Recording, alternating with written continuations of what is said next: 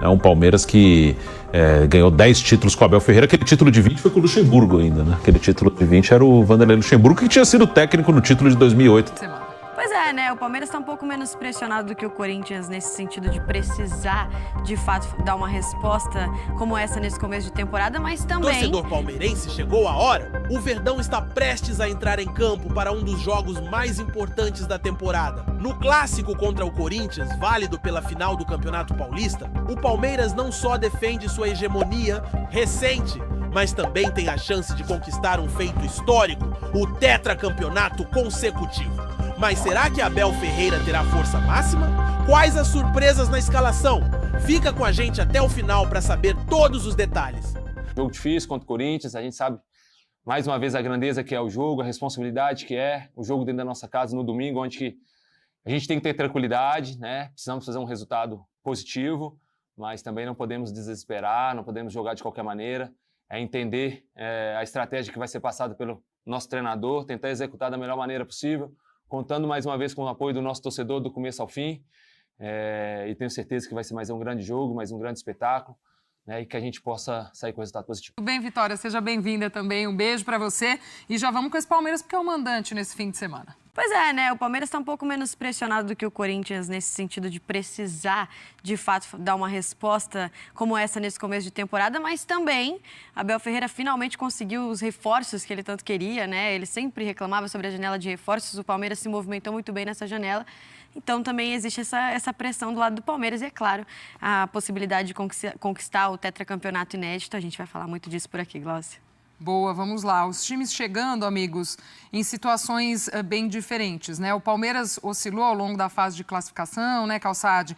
Teve em alguns momentos ali o trabalho questionado, mas era início de temporada. Um Abel que ia variando o seu elenco, ainda recebendo muita gente, e um Corinthians que foi muito bem, mas aí a gente olha a Libertadores, aquela turbulência, o desempenho ruim, caiu para a Sul-Americana, enfim, chega realmente para essa decisão com um trabalho muito em xeque, esse do Ramon. Bom, eu vejo o Abel dar uma entrevista nessa caminhada rumo à disputa, falar, Corinthians, a análise dele é óbvia, né? De um time que ganha tantos títulos que é o Palmeiras, você imaginar uma pressão, e ela é bem diferente do Corinthians, que precisa, porque não tem tantos títulos recentes. Então, de um lado, vale mais do que o outro. Seguinte, se o Palmeiras perder a final para o Corinthians, as coisas vão ficar tranquilas? O Abel vai poder chegar e falar, gente, eles precisam mais do que a gente. Então, pô, legal. Falou em um momento em coletivo, ele falou. Nunca estão tranquilas. Então a casa vai cair de algum jeito. Aí a torcida, sobra para Leila, porque descarrega tudo nela. Vai para Leila, e aí aquela manifestação, e os reforços. O que é diferente é a caminhada. A caminhada do Palmeiras a partir do dia que volta de férias e a caminhada do Corinthians. Corinthians tentou, e a ideia não é errada, se conectar com 2024 imediatamente, que era uma fase de sucesso, de vitórias, pô, eu não posso perder esse momento, eu tenho que trazer para 2025 rápido. E aí o Corinthians conseguiu ganhar os jogos, mas a gente aqui falou muito de como ganhou os jogos. Alguns time reserva, mas nem todos os jogos, não é que o Corinthians dominou todos, foi assim um primor de futebol, mas tinha ótimos resultados. A caminhada do Palmeiras foi um pouquinho diferente. Pelo fato do grupo do Palmeiras estar muito mais competitivo, parece que o Palmeiras estava miserável. Não era isso, gente. Hoje a final é entre o time que tem mais pontos, que é o Corinthians, joga a última em casa, com o segundo. Então o Palmeiras não está naquela crise que colocaram. E ele está numa fase de adaptação de contratações, e são muitas e boas. Então, calma, né? Porque senão parece que eles estão diferentes. Não estão. Para mim, o título pesa para os dois, vale para os dois. Mesmo o Palmeiras conquista, pelo fato de conquistar sempre, a torcida espera mais. Ainda mais aquele campeonato que ela pode até considerar menor. Então, acho que a gente vai ter um confronto muito duro e o Palmeiras vem muito forte. Não é porque ele classificou na última rodada que ele não seja favorito. Eu vejo o Palmeiras muito forte para essa final. A arbitragem do jogo. Isso que eu ia falar, essa informação que eu ia falar. Rafael Claus é o árbitro da partida de ida na Arena do Verdão. E na volta, em Itaquera, Matheus Delgado Candansan, que foi o árbitro da semifinal entre Corinthians e Santos, justamente. Acho que fez uma boa arbitragem, o Matheus Candansan, e Rafael Claus voltando aos grandes jogos, né? Fazendo a final entre Palmeiras e Corinthians na Arena do Verdão. Bruno Prado, boas escolhas de arbitragem para essa final?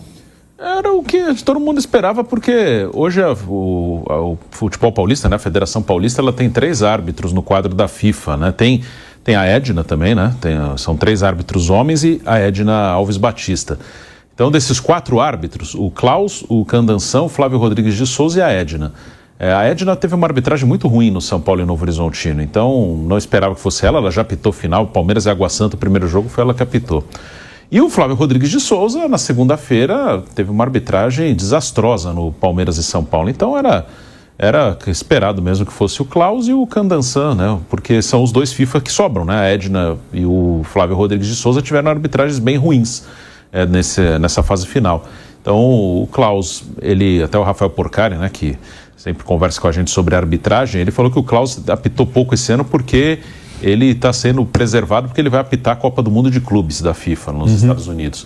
Então, só não sabia quem seria o primeiro jogo e quem seria no segundo jogo. E o Candansan entrou esse ano no quadro da FIFA e foi bem até agora. Assim, eu acho a arbitragem brasileira ruim, no geral, mas dentro do que é aqui, a arbitragem brasileira, acho que eram as escolhas mais óbvias até. O torcedor do Corinthians já começa a falar nas redes sociais, já estou acompanhando aqui, porque o Rafael Claus, o Raí, foi o árbitro da partida do derby na primeira fase, em que o Yuri Alberto foi expulso por simulação.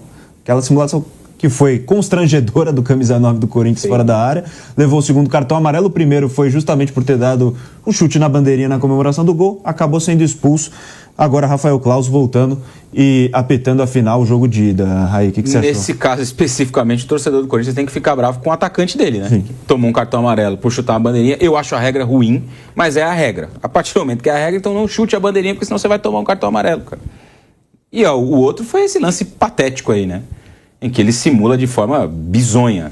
Ele nem reclama, ele é expulso e nem reclama. Eu estava lá no Allianz Parque nesse dia também no jogo, ele nem reclama depois da expulsão. Toma uma bronca ali do Ramon Dias. Né? Desculpa, eu acho engraçado esse lance, que o Yuri Alberto ele tenta com a perna esquerda ainda alcançar. Exato, ele tenta buscar o pé do jogador do Palmeiras e não consegue, para ter alguma justificativa, mas não consegue. Patético, o cartão amarelo foi bem assinalado. O segundo amarelo, vermelho. Eu acho o Claus, com alguma folga, o melhor árbitro do futebol brasileiro. Eu acho ele muito bom mesmo, sim. E é um árbitro que não se curva muitas vezes ao VAR, que tenta intervir no jogo a todo momento. Se a gente pegar, por exemplo, aquela final entre Palmeiras e São Paulo, os 4-0, no jogo da volta, ele é o árbitro. Ele é chamado umas 2 vezes para rever cartão vermelho, lance de gol impedido, e ele mantém a decisão dele de campo, que naquela ocasião era correta. Eu acho um árbitro bem preparado, apita bem a maioria dos jogos, não é um árbitro que está envolvido aí em polêmica ou em erro muito absurdo, como o péssimo Flávio Rodrigues de Souza, ou a Edna, que é muito ruim também. Então, me parece ser uma boa escolha. Talvez conteste um pouco a escolha dos jogos. Talvez o Claus poderia apitar o jogo da volta, que é um jogo mais pesado, um jogo que decide o campeonato. Claro, pode decidir. Você é mais jovem também. Pode decidir no primeiro. Se for 4-0 para alguém, acaba no primeiro, né? Mas a tendência é que isso não aconteça. Então, acho que o Claus poderia apitar o jogo da volta, que acaba sendo o jogo mais decisivo, né? E o Candansan, por ser mais jovem, acumulou alguns erros no ano passado, acho que evoluiu em relação à temporada passada. E talvez seja aí um bom nome dentro de um quadro que não oferece tantas possibilidades. Marcos Rocha, um dos jogadores mais experientes do elenco, reforçou a importância da estratégia e do apoio da torcida. Precisamos ter tranquilidade, entender o jogo e colocar em prática o que o treinador passou. Vamos contar com o torcedor, do começo ao fim, para buscar esse título. Com o Allianz Parque lotado e um clima de decisão, a expectativa é de um jogo eletrizante, digno da grandeza desse confronto. O primeiro jogo acontece na Casa do Verdão e o campeão será decidido na Neoquímica Arena. Se o Palmeiras vencer, poderá comemorar um título histórico justamente na casa do maior rival. Agora eu quero saber de você, torcedor. Quem leva a melhor nesse derby? Deixe seu comentário e já se inscreve aqui no TV Cartola para não perder nenhum detalhe dessa decisão.